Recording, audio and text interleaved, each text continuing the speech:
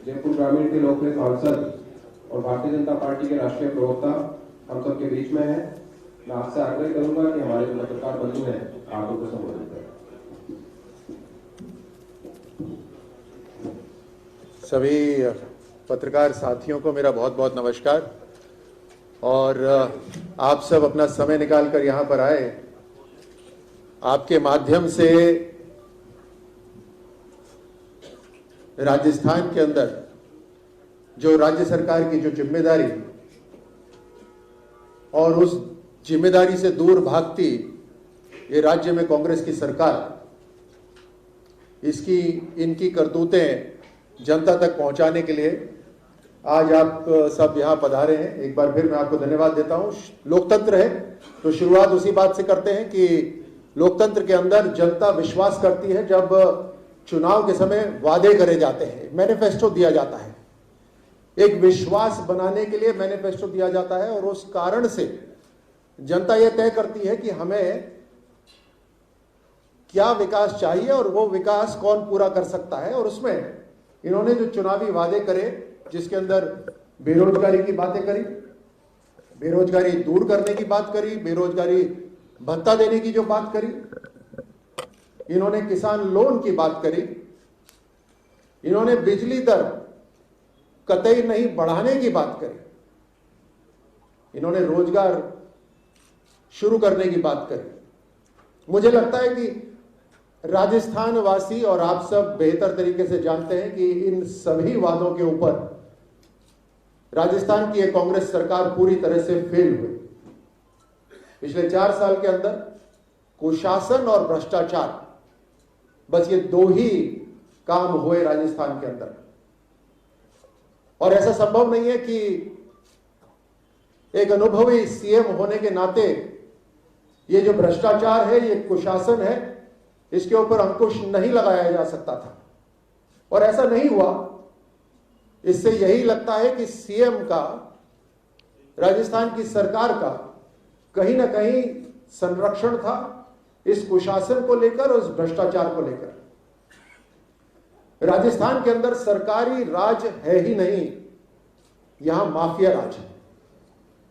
चाहे वो भू माफिया हो, अवैध खनन माफिया हो, रेत माफिया हो, बजरी माफिया हो, जनता को सिर्फ आत्मदाह करना पड़ रहा है उसे रोकने के लिए। और जनता के हाथ में अभी कुछ भी नहीं। बजरी माफिया पुलिस के ऊपर फायरिंग कर रही है बेधड़क, बिना किसी खौफ के। पेपर लीक माफिया युवाओं के भविष्य के साथ लगातार खिलवाड़ कर रहा है। कहीं ना कहीं शय संरक्षण मिल रहा है इन सभी को। अभी हाल ही में आपने सीकर में देखा, गैंग वॉर की खबरें लगातार आपके अखबारों में छप रही हैं, आपकी टीवी की चैनलों पे चल रही हैं। ये वर्चस्व की लड़ाई है। सड़कों के ऊपर, मैदान पर वर्चस्व की लड़ाई हो रही है। और जब 4 साल से राजस्थान सरकार के अंदर वर्चस्व की लड़ाई चल रही है तो एक गुंडे बदमाश दूर क्यों रहेंगे। जब सरकार के अंदर एक कुर्सी के ऊपर पिछले 4 साल से लड़ाई चल रही है, वर्चस्व की लड़ाई चल रही है, किसका दायरा ज्यादा, किसके साथ ज्यादा विधायक, कौन ज्यादा पैसे ऊपर कांग्रेस की पार्टी तक पहुंचा सकता है। जब यह वर्चस्व की लड़ाई सरकार के अंदर चल सकती है तो गुंडे बदमाशों की लड़ाई क्यों नहीं चलेगी सड़कों के ऊपर। और इसके अंदर भट्टी के अंदर जनता पिस रही है, जनता को झोंका जा रहा है। ये कांग्रेस के चरित्र के अंदर ही घोटाला है।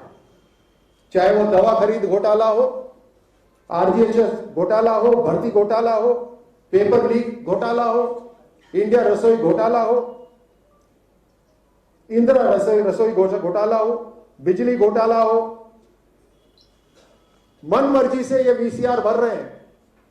राजस्थान के अंदर रंजिश की राजनीति चल रही है। इस सरकार को चेहरा दिखाओ, चेहरा दिखाने के बाद सरकार अपने आप वीसीआर बनाएगी। इस तरह की कार्रवाई चल रही है राजस्थान में। इनके घोषणा पत्र पेज नंबर 19, क्रम संख्या 13, बिंदु संख्या 4, के ऊपर खास तौर से इन्होंने अपने घोषणा पत्र में लिखा था कि अवैध खनन के ऊपर सख्त कार्रवाई करी जाएगी, सख्त कानून बनाया जाएगा और उसे रोका जाएगा, जबकि सरकार पूरी तरह से संरक्षण और शय दे रही है इस अवैध खनन को।